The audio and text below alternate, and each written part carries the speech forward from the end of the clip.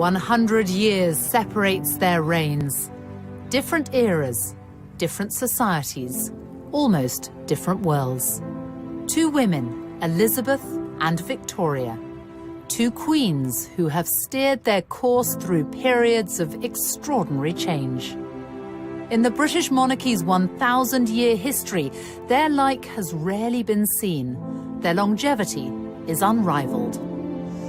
On the 9th of September, Queen Elizabeth II will become the longest reigning monarch in British history.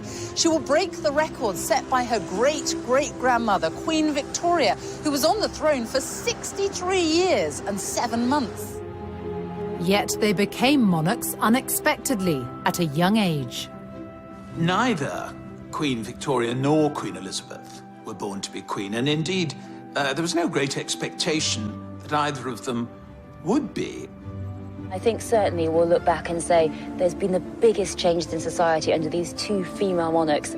I think history will look back on them both and compare them because it's really so incredibly unique.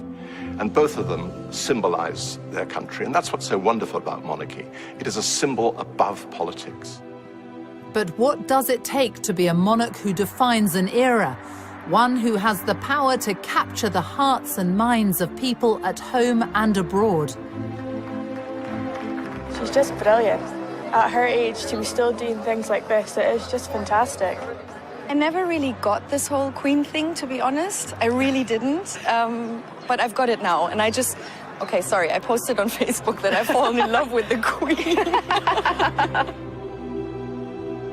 As the Queen reaches this milestone, we look at the long reigns of two extraordinary women and ask how they've managed to provide such enduring stability in an ever-changing world.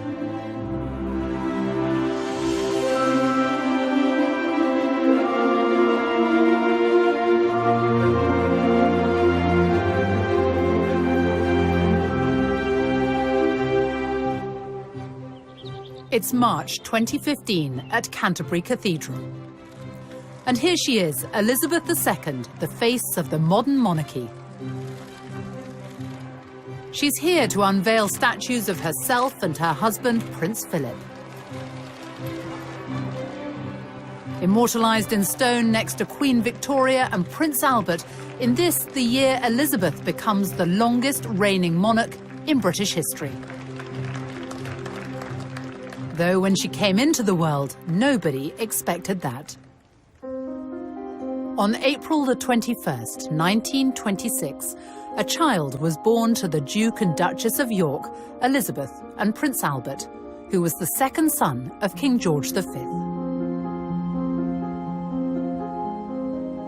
Elizabeth Alexandra Mary came into this world a princess.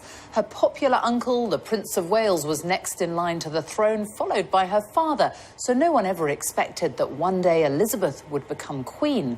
And she certainly wasn't born in a palace. In fact, she was born right here.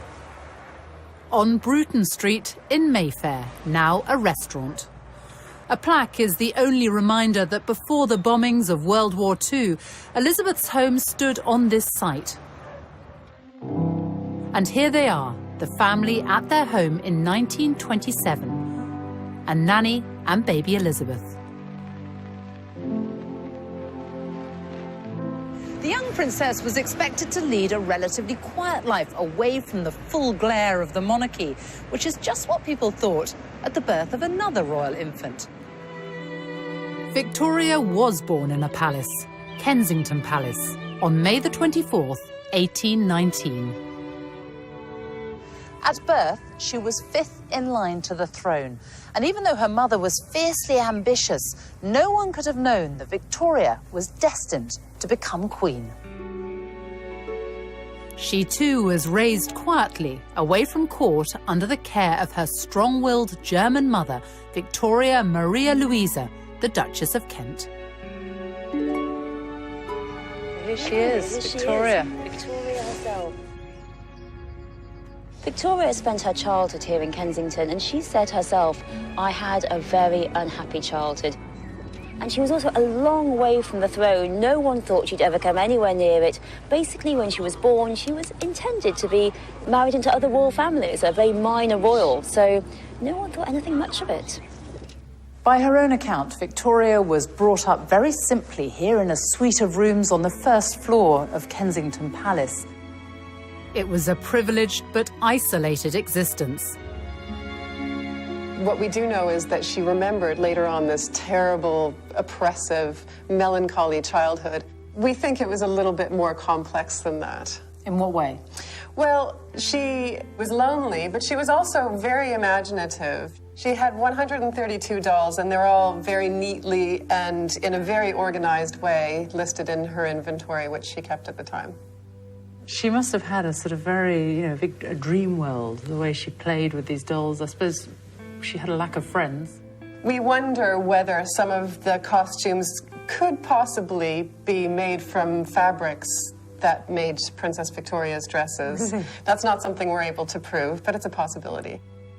Before she was 1, her grandfather and father died.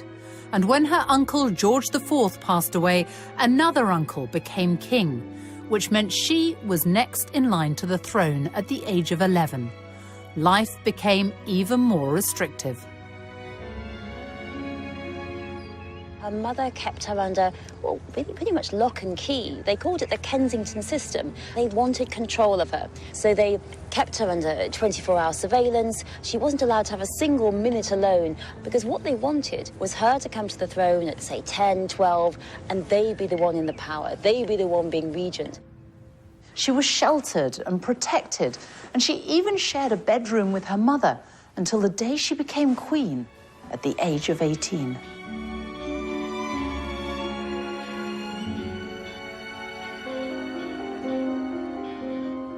In stark contrast, Elizabeth's early life was happy and carefree.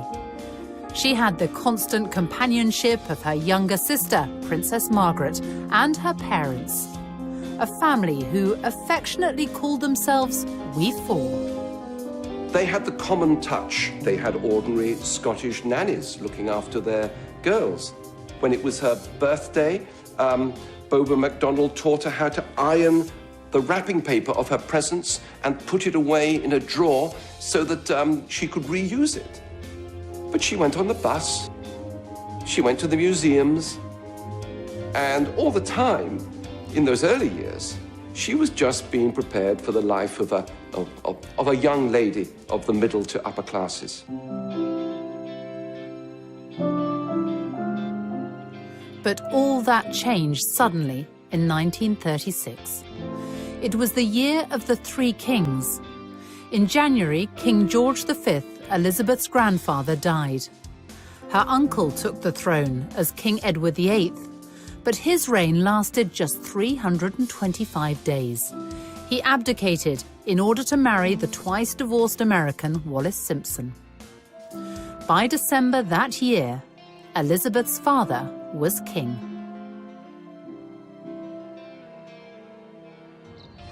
Elizabeth moved here to Buckingham Palace with her family at the age of just 10. Her father was now king, and it must have been a huge change for the young princess, who until then had been raised in a more modest family home, albeit in Mayfair. It was 1937, exactly 100 years after Queen Victoria had arrived here at the age of 18. Victoria left Kensington Palace just weeks after becoming queen. Her first requests were for time alone at last away from her mother and a bedroom of her own. She got much more than that. Victoria became the first monarch to make Buckingham Palace her official residence. Over the years, she transformed the place, and visitors to this day are still met by the paintings of her nearest and dearest. How much did Queen Victoria change Buckingham Palace, and why? Well, I think she wanted to make it a centre of court life, and court life, I think, of a very different sort. I mean, the thing about the monarchy in the middle of the Victorian period was that it became respectable for the first time. And really, this was a palace which was going to house a court which was the epitome of the kind of new morality of the family and of society. Elizabeth has transformed this palace in another way. In 1962, she opened the Queen's Gallery to give the paying public access to the royal art collection. In 1993, she opened the doors even wider. Tens of thousands now take the chance to wander through the staterooms, with ticket and gift shop sales going towards the upkeep of the artworks and royal residences. This evening, 300 guests are invited to a reception at Buckingham Palace for the Queen's Award for Enterprise, now in its 50th year. And each guest is greeted personally. It means a huge amount to these businesses. You could be in China, you could be in India and Brazil. People will see the emblem of these awards and they will know that you've got that because you're a very successful British business, and it actually then leads to more business, which is great news for Britain. Such a boost to me personally, to my confidence as a businesswoman, but obviously to the business. I've met so many fantastic other businesses, so I look forward to a lot more business networking as well. The questions she was asking tonight were quite interesting. They were very business orientated, and she obviously knows what's going on, which is great, you know. The Queen herself is such an inspiration for all of us. And so for women in general, I think, you know, I mean, an inspiration of hard work, dedication, you know, like what entrepreneurs should look up to.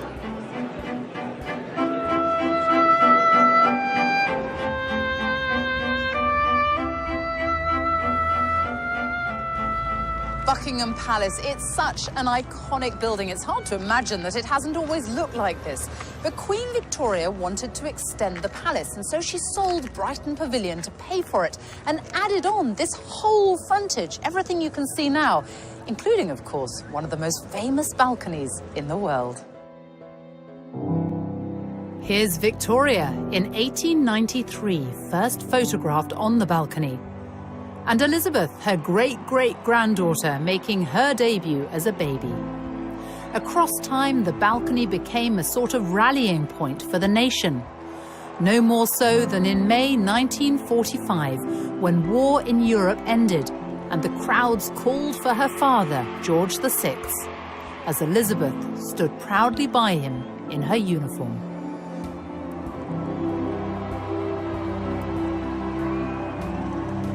Growing up during World War II shaped the future Queen. In 1940, she was the teenager who gave this radio broadcast for children forced to evacuate their homes. My sister Margaret Rose and I feel so much for you, as we know from experience what it means to be away from those we love most of all. You would have thought that the royal family would have been moved a long way away to safety, but instead the princesses came here. They lived here in Windsor Castle for much of the war, and the castle was stripped of all its finery. The paintings were removed and hidden in caves in Wales and other places, and it was a very much diminished castle, except for the magnificence of the buildings. There was a big air raid shelter built under one of the towers, which no one liked using, but they did when the air raid sirens sounded. As the bombing raids of the Blitz hit, it was suggested that the princesses should be evacuated, to which the Queen Mother had an immediate reply. She said, "The children would never leave without me. I would never leave without the king, and the king will never leave." Indeed, in September 1940, the king and queen were very nearly killed when a German bomber flew up the Mall and dropped its bombs directly on Buckingham Palace. They concealed how nearly they came to death. They realized instantly that they had to be the focal point of the nation at war. And that was transferred to Princess Elizabeth, and we have seen that ever since, duty is what has defined her and led her and inspired her. Elizabeth, unlike Victoria, was able to learn the art of being a monarch from her parents. But both entered public life in the same way and in the same place, each showing their commitment to the armed forces.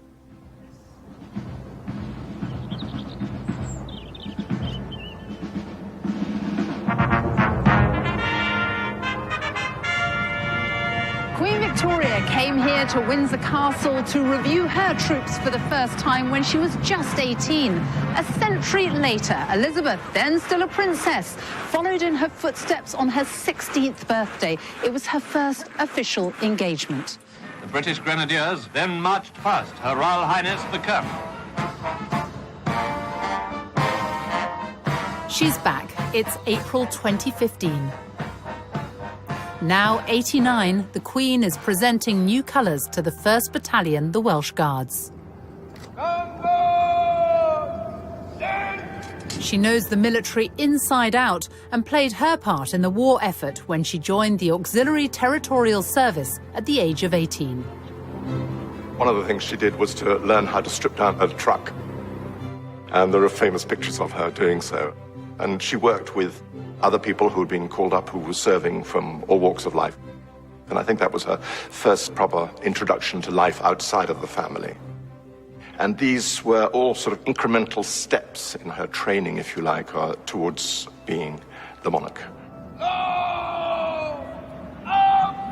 Her Majesty the Queen knows absolutely everything that's happening in the ceremonial state occasion.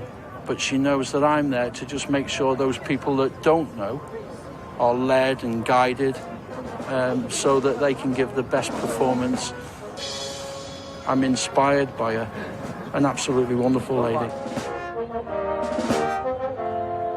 I mean, the Queen is what we fight for and fight under for the country, and she's sort of the head of the army and our regiment, so it's extremely special for the boys. Do you think that the Queen really does understand what you do, what you go through? 100%, 100%. I think she probably knows more than anyone in her time of understanding what sacrifice for the country is, and she's an extremely special person. Recognition from the monarch has always been highly prized. At the end of the Crimean War in 1856, Queen Victoria introduced the Victoria Cross for bravery. A medal has been created in Elizabeth's name too, the Elizabeth Cross, for the next of kin of British servicemen and women killed on military operations or by terrorism. 2 recent tours of Afghanistan have seen the Welsh Guards lose 9 men. Lieutenant Mark Everson was one of them. You have been awarded the Elizabeth Cross. Yeah. In memory of your son. Yes. Just explain what the Elizabeth Cross is and how important it is to you. Most awards that are given to soldiers, but this is something for the families, which is actually saying, you know, the families are involved in this as well. However prepared one is for soldier death, it leaves a huge hole in families everywhere, Afghanistan and the Falklands and everywhere, and it's really important to acknowledge that. And so this memory, this little cross signifies that, really. Elizabeth is the daughter, mother and wife of military men. By her side today, as he has been for every step of her reign, is Prince Philip, the Duke of Edinburgh.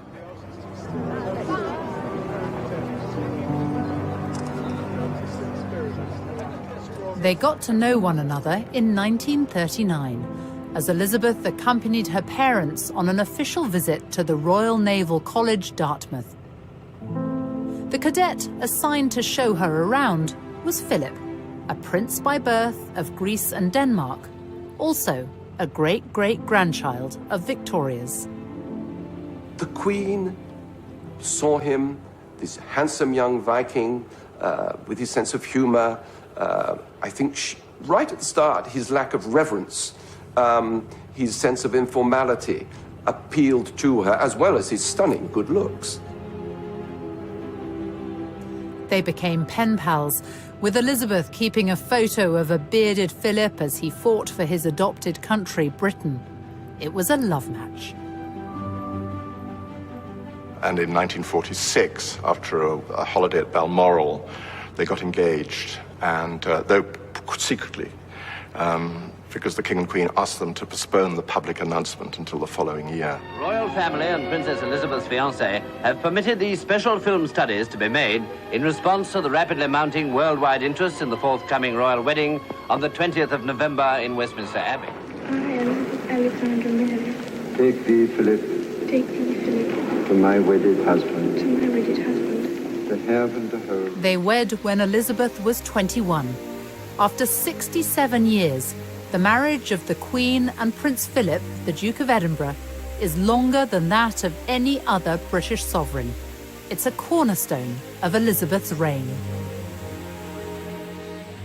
As she's said in several tributes to him, he is the rock on which her work as a monarch has been based. He has quite simply been my strength and stay all these years.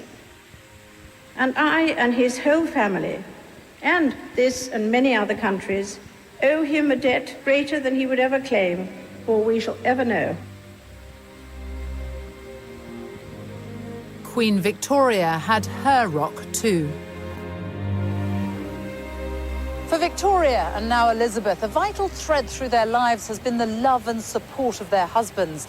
Both married European princes, both met their husbands-to-be when they were very young and then got to know them slowly through letters. He also looked like a film star. I mean, there's something very romantic in the fact that both Prince Albert and Prince Philip were both sort of gorgeous to look at. You know, that builds up the whole fairy tale. Victoria was 16 when she met Prince Albert of Saxe-Coburg and Gotha. He was her first cousin from Germany. It was determined, more or less, from childhood onwards, that Victoria would marry one of those Coburg children. There were some other candidates for her to marry, but that was the obvious one. And it was her great luck that she fell in love with him, besottedly. It was a real love affair, love match, from the beginning. They kept in touch by letters, and she described him as so sensible, so kind, and so good, and so amiable too. She really hadn't had a chance to have anyone to love. She and her mother had been at loggerheads. She had no sister, no friend, no father. So she'd been a very lonely child, and all this passion had really pent up inside her. Obviously, Victoria's wedding to Albert on a grisly February day is essentially a private service. Victoria herself said that she noted every detail. Indeed, she does appear to have noted every detail in her journal afterwards. I think for Victoria, it was a wonderful day in every way. The couple were married in 1840. Victoria was already queen, so she had to propose to him. They went on to have 9 children. Albert brought an experience of the world Victoria had never known. He developed a strong interest in arts and culture and built the Italian Gardens in Kensington as a testimony of his love for her. She rejoiced in her marriage to Albert, and it had for her a significance only rivaled by her coronation day. Victoria's coronation came after the death of her uncle, William IV. It's one of the quirks of the hereditary system that one is expected both to mourn and rejoice at the same time, mourn the death of one sovereign, rejoice in the accession of the next. I think in 1837 there is a definite imbalance. There is notably more rejoicing than mourning.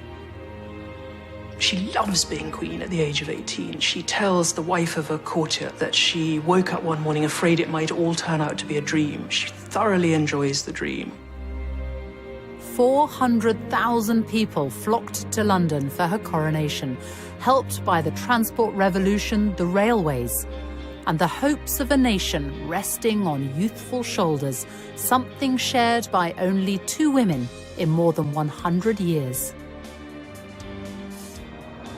Elizabeth's path to accession came in 1952.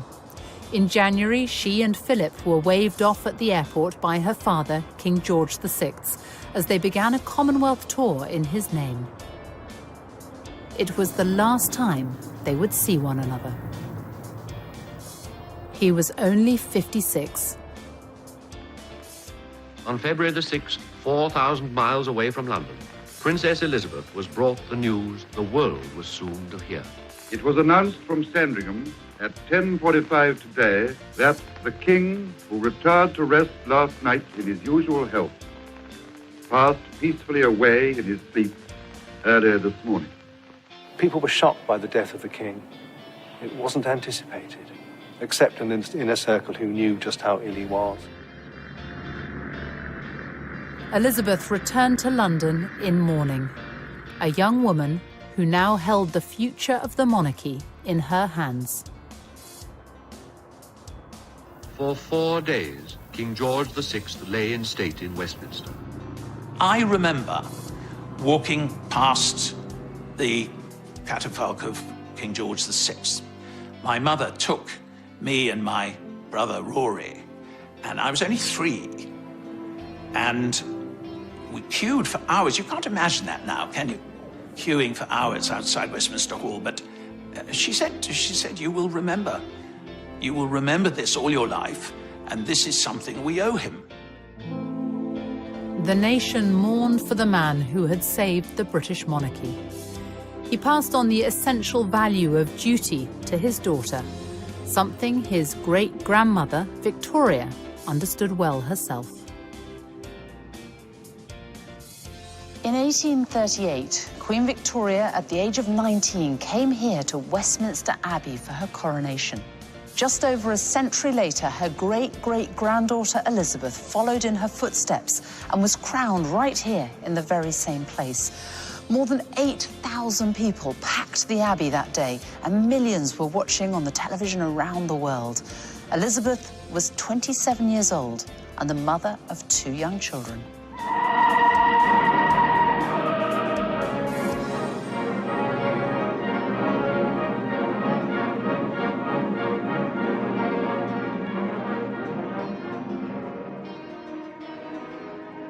How was Elizabeth received at the coronation?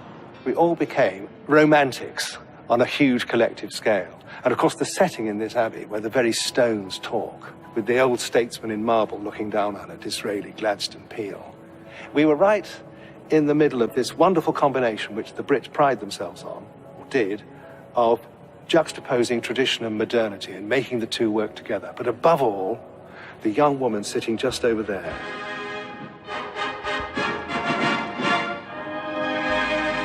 seared across the Velcro of memory, and it's a very dazzling searing because post-war London was very drab. We'd lost 1/3 of our wealth in the war. There was still rationing. Very few people had any new clothes. And yet suddenly, in amidst this heroic drabness, there was the starburst of the coronation of the new, beautiful young queen.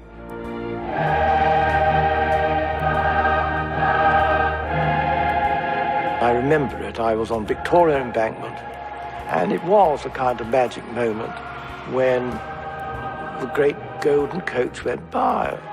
And then this smiling figure, it was one of the moments of the reawakening of the country after a long and tense and deprived period.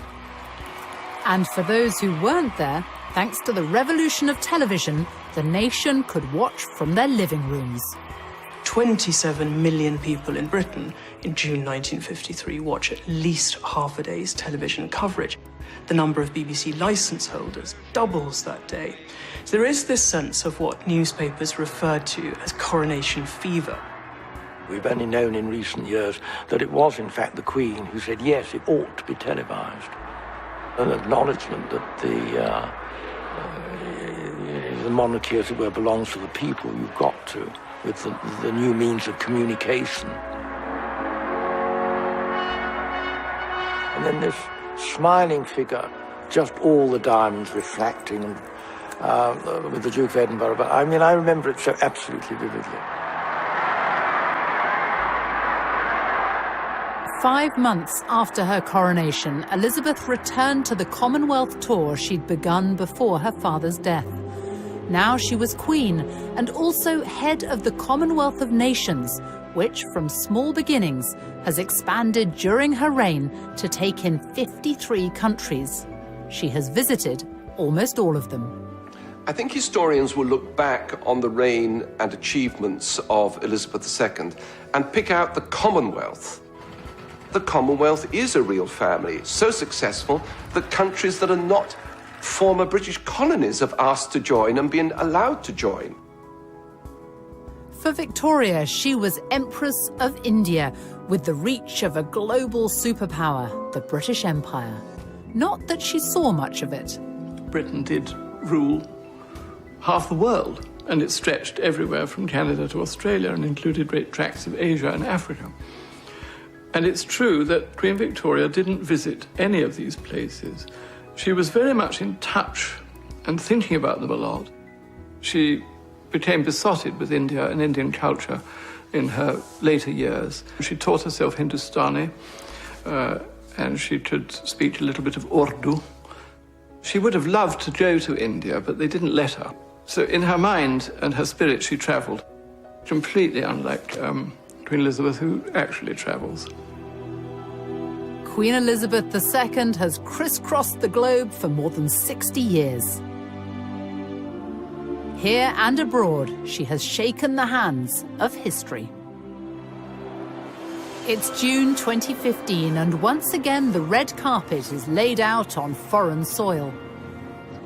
This is Berlin's Tegel Airport, where the Queen's plane is touching down at the start of her 4-day state visit to Germany. It's been pouring with rain here all day. It's going to be a soggy reception, but that will not faze the most well-travelled monarch in history. The Queen first came to Germany on a state visit in 1965. It was a country still divided by Cold War communism. Her visit was a gesture of solidarity and a step towards normalizing relations with Germany in the decades after World War II. People still remember the impact of that historic visit. I thank you warmly for your welcome. For my husband and me, it is a deeply moving experience to be with you here in this courageous and famous city. 50 years on, Germany, now a unified country, has changed dramatically. The welcome for the Queen hasn't.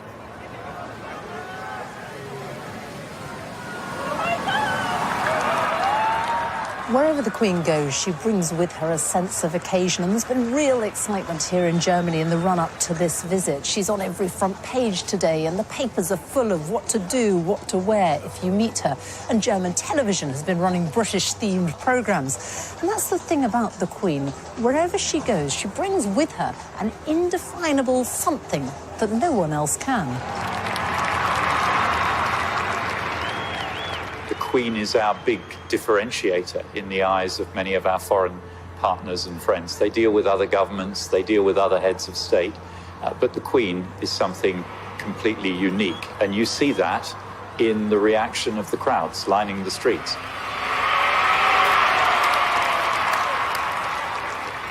Two of the most powerful women in the world, one a monarch, the other the German Chancellor, who has been dubbed the Queen of Europe. And given the question mark over the future of Britain in the EU, the timing of this state visit is being seen as something of a diplomatic coup.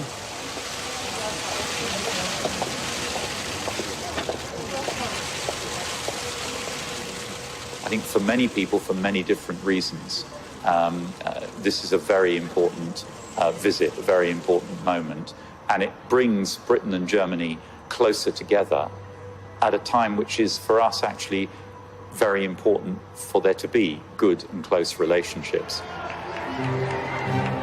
As a constitutional monarch, the Queen must remain politically neutral. Hers is more of a personal power.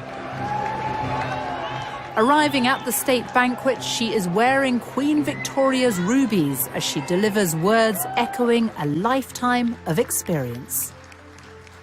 We know that division in Europe is dangerous and that we must guard against it in the West as well as in the east of our continent.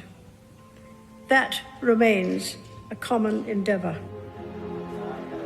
Flying the flag for the United Kingdom at the British ambassador's residence in Berlin.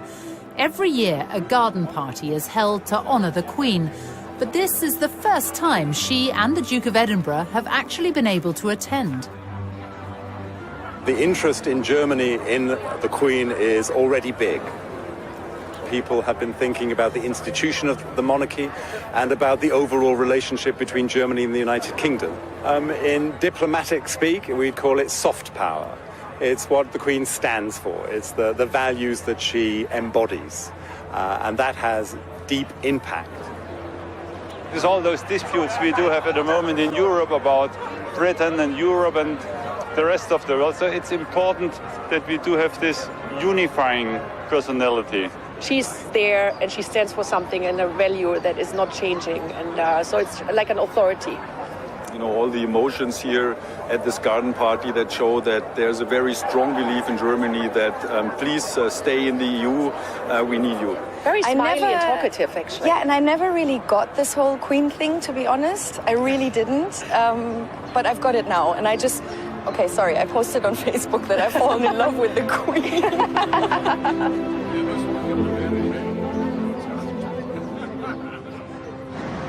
In Germany's modern democracy, sections of the wall which once separated East from West in the Cold War now stand only as symbolic fragments.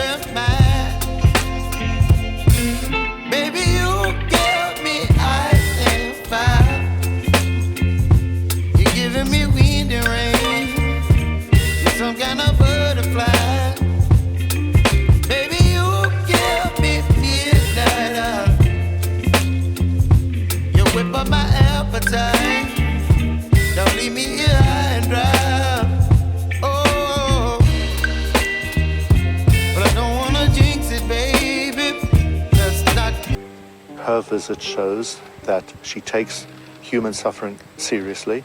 She identifies with the pain and deep suffering of the Jewish people. And together with so many other people, she's absolutely determined to guarantee that the horrors that took place here in Belsen will never happen anywhere else again.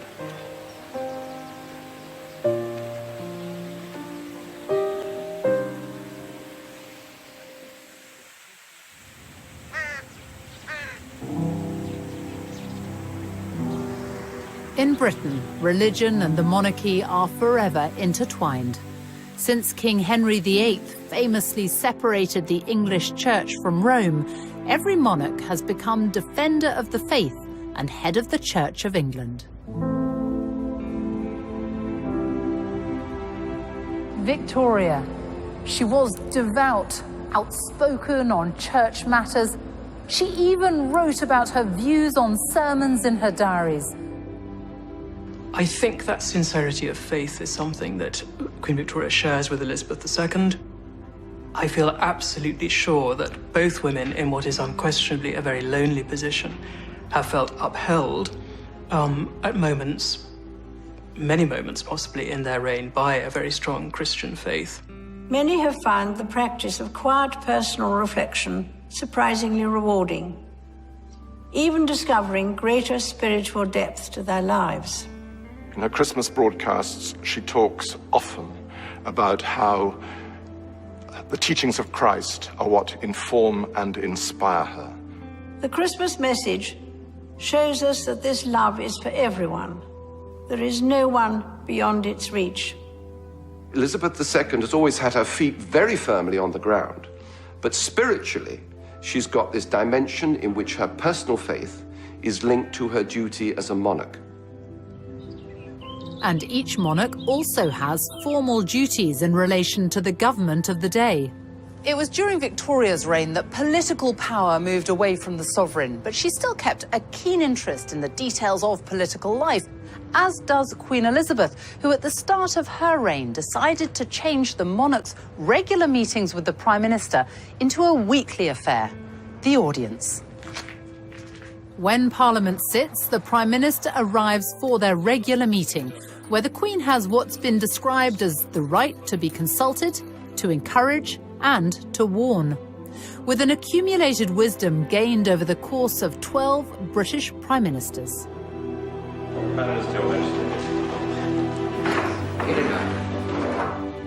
Her first PM was Winston Churchill, who'd known Elizabeth since she was a child and was the only elected Member of Parliament under both Victoria and Elizabeth. Well, Churchill was in love with her. There's no other way of putting it. A member of his private office said that he was dotty about her and felt very protective of her and wanted to ease her into the duties of monarchy. And she receives the red boxes daily, containing cabinet and foreign and Commonwealth papers. She's been terribly well informed. When you think about it, the first weekly intelligence summary she got from the Joint Intelligence Committee in February 1952 would have had at least a section on it, I'm sure, of Stalin's capabilities and military intentions. Can you imagine it? The long reigns of Elizabeth and Victoria mean they have had to steer their way through periods of extraordinary change. Queen Victoria's reign saw the Industrial Revolution, economic progress, and the growth of the British Empire. Scores of grand buildings went up during the Victorian age, many of which are still with us today, like this one, the Victoria and Albert Museum. It houses one of the largest collections of decorative art and design in the world.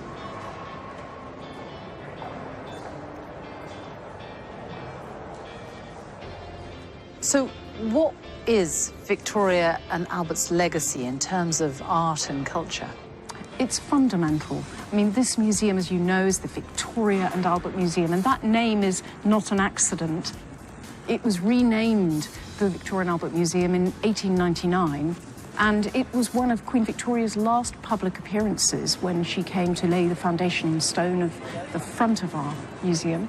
How big a role did Victoria and Albert have in bringing the arts to the people? Throughout her life, and indeed throughout Albert's life, they were actively promoting education and culture, art and science. This whole complex at South Kensington is thanks to the way they supported and promoted these activities. So much so that this area became known as Albertopolis, also taking in the Albert Memorial, Victoria's vast tribute to the man she adored, who died at the age of 42. The great expansion seen in the Victorian age has not been repeated during Elizabeth's reign. Instead, there have been huge leaps in science, technology, medicine, even space travel, and far greater freedom and tolerance.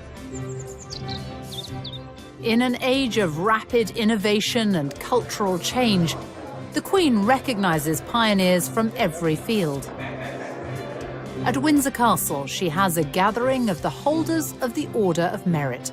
It's a celebration of the elite from music, art, medicine, astronomy, architecture, theatre.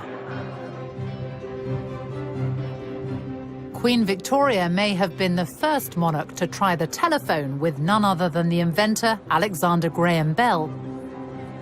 But it was Elizabeth who in 1958 made the first direct-dialed long-distance telephone call. This is the Queen speaking from Bristol. Good afternoon, Lord Provost. Good afternoon, Your Majesty. She was the first British monarch to send an email in 1976 and has a Twitter, Facebook, YouTube and Flickr account in her name.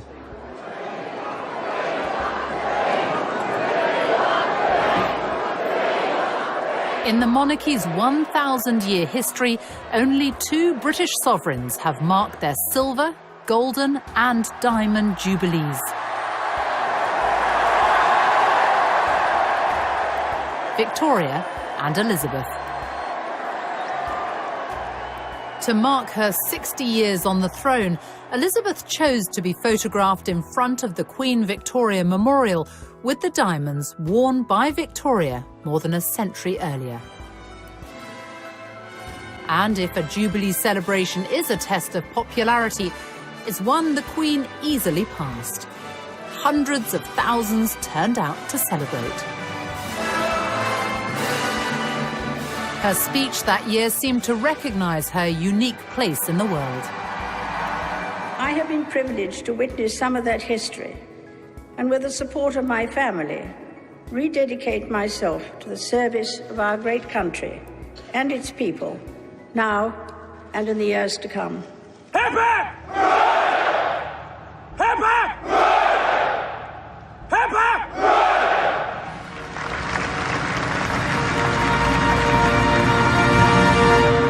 Elizabeth, Victoria had to spend almost 4 decades without her beloved husband by her side. Queen Victoria did flag after the death of Prince Albert, not for the rest of her reign, as some people mistakenly think. It was really for about 10 years that she was much more in retirement, and she worked all the way through it. I mean, there's a fantasy that she was just lying on a daybed in sobs. I mean, in fact, she did work, but she found the performance role of the monarch too difficult in those years.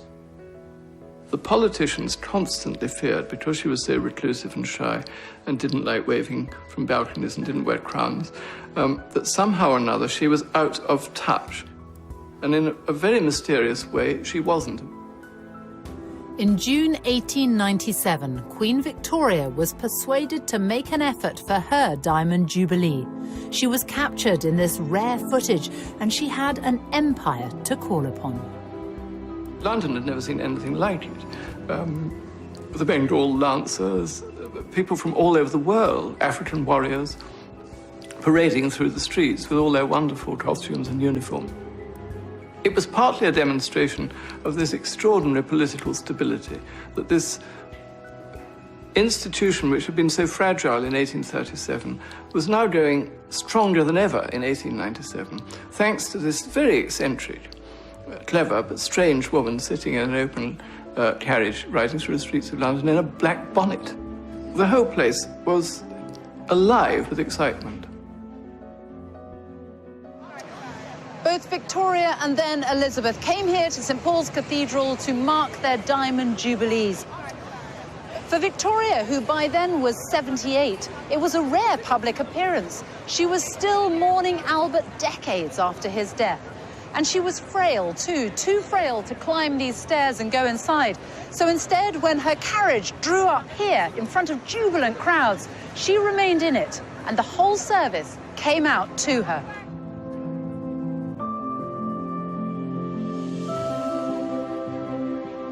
But we do know what Queen Victoria thought about her Diamond Jubilee. She wrote about it in her journals, and just a few years ago, Queen Elizabeth had them all put online. Victoria wrote, "A never-to-be-forgotten day. No one ever, I believe, has met with such an ovation as was given to me, passing through those 6 miles of streets, including Constitution Hill. The crowds were quite indescribable, and their enthusiasm truly marvellous and deeply touching. The cheering was quite deafening, and every face seemed to be filled with real joy. I was much moved and gratified."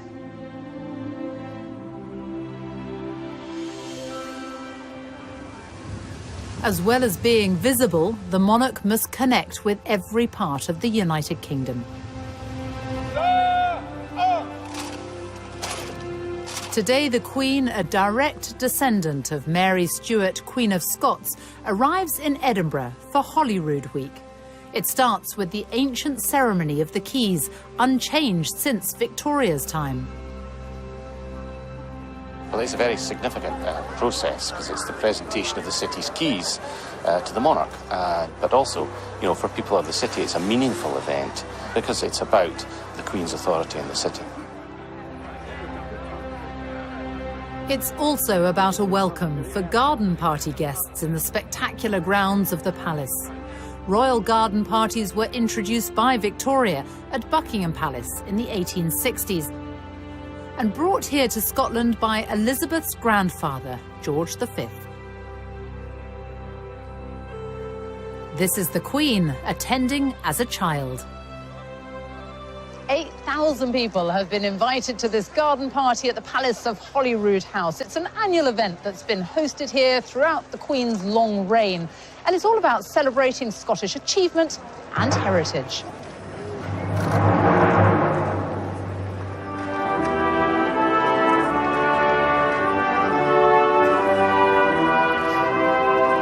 She's just brilliant.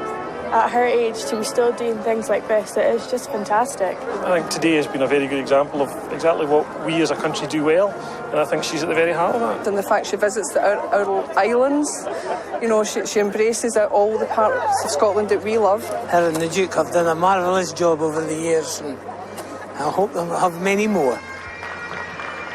What over the 6 decades of her reign has been done is the knitting together, I think, of an extraordinarily ever richer tapestry of Scottish life. My lot are part of the older threads, but every year through this great gathering, new, fresh threads are added. The Queen has deep personal connections to Scotland. Her mother grew up here. Her sister, Princess Margaret, was born here. In fact, she was the first royal baby to be born in Scotland for more than 300 years. And since she was a child, Scotland is where the Queen has always come on her family holidays. During late summer and autumn, the Queen still enjoys her longest spell of privacy in the place she's visited since childhood.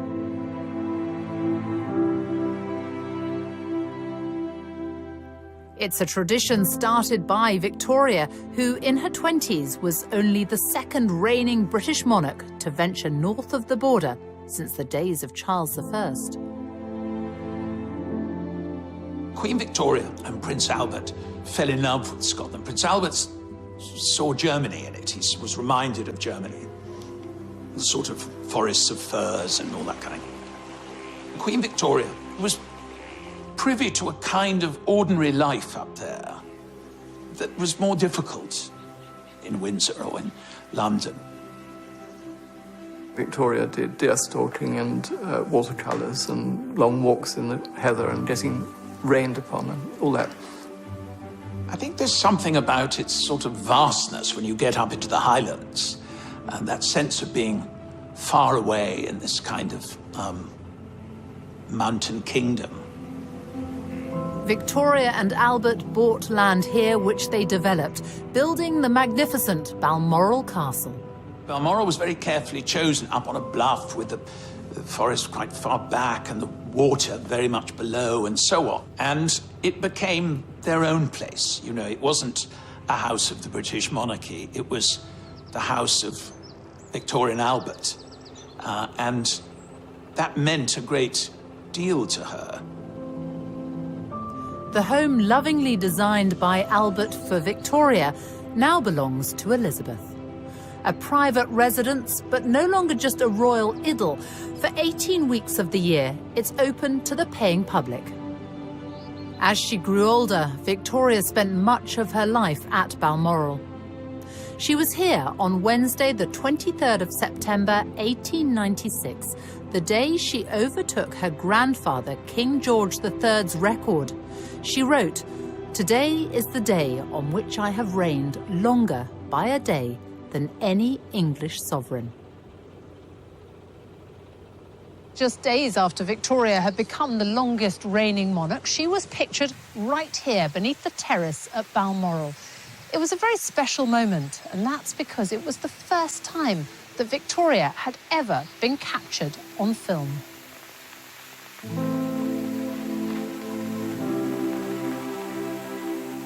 Here she is, surrounded by dogs, children and grandchildren.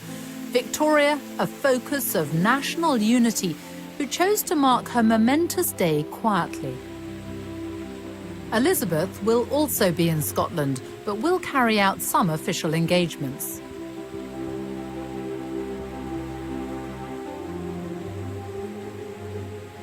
This is where Queen Victoria was on the day that she became the longest reigning monarch in British history. And this is also where her great-great-granddaughter, Queen Elizabeth, will be when she passes that record on the evening of Wednesday, September the 9th. She will have been on the throne for 23,226 days. There'll be no fuss, no grand celebration. It's business as usual, we're told. But all the same, it is a remarkable achievement and something none of us will ever again see in our lifetime.